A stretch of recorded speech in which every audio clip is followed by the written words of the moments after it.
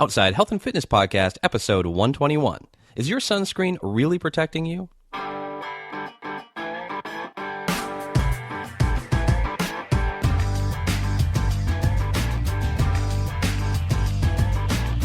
Welcome to the Outside Health and Fitness Podcast. We're getting outside the box, outside our comfort zone, and outside and in shape. If you're bored with the same old fitness routine at the gym and you're ready to try something new, then this is the show for you. We're exploring new and fun ways to get fit on the trail, on the water, on the slopes, and outside.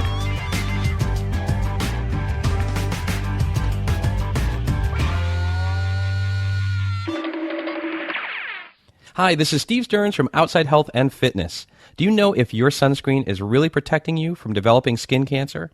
It's estimated that over 73,000 new cases of invasive melanoma will be diagnosed in the U.S. in 2015, and almost 10,000 people will die from melanoma this year. As an outdoor athlete, taking precautions to protect yourself from harmful ultraviolet radiation has to be an important consideration every time you go out. But how do you know if your sunscreen is providing full protection? Well, to answer that question, we first have to think about what we need protection from. Yeah, it's the sun, but more specifically, it's ultraviolet radiation. The sun produces three forms of UV radiation: UVA, UVB, and UVC. Now, UVC is blocked by the ozone, so we don't have to worry about that one, but UVA and UVB damage the skin, age it prematurely, and increase your risk of skin cancer. Now, UVB is the chief culprit behind sunburns, while UVA rays, which penetrate more deeply, are associated with wrinkling, leathering, sagging, and other light-induced effects of aging. UVA rays also worsen the carcinogenic effect of UVB rays, and new evidence is showing that, on their own, UVA rays may be a cause of skin cancer.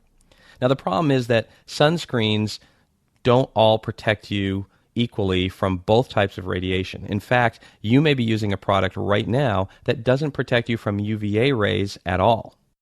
Now, chances are you've seen SPF ratings on sunscreen. That's a measure of how well the sunscreen deflects or absorbs UVB rays. And manufacturers calculate that number based on how long it takes to sunburn skin that's been treated versus sunburned skin that has not been treated.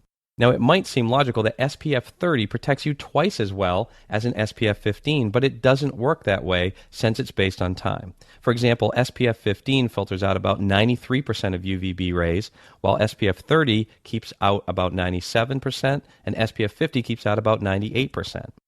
Now, at one time, using the SPF measure to select a sunscreen was thought to be a good idea, but that approach is flawed and it isn't providing the full protection that you might think it is.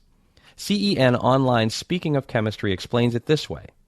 SPF only measures how effective sunscreen is at blocking UVB rays. UVB rays are the primary cause of sunburn, but UVA rays penetrate even deeper into your skin.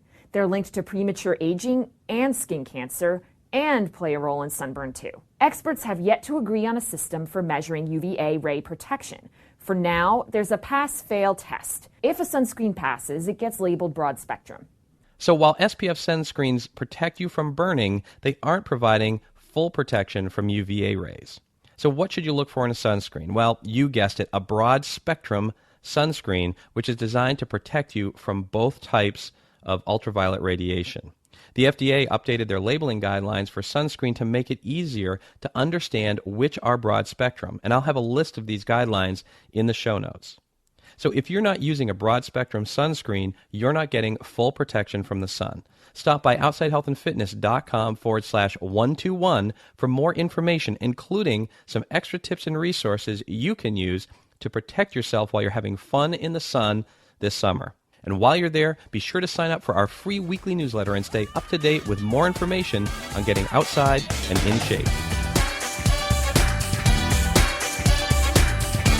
Well, that wraps up another episode of the Outside Health and Fitness Podcast. I hope you got something of value from the show today that helps you get outside and in shape. For more on taking your health and fitness outside, visit outsidehealthandfitness.com and subscribe to the show. Until next time, I'll see you outside.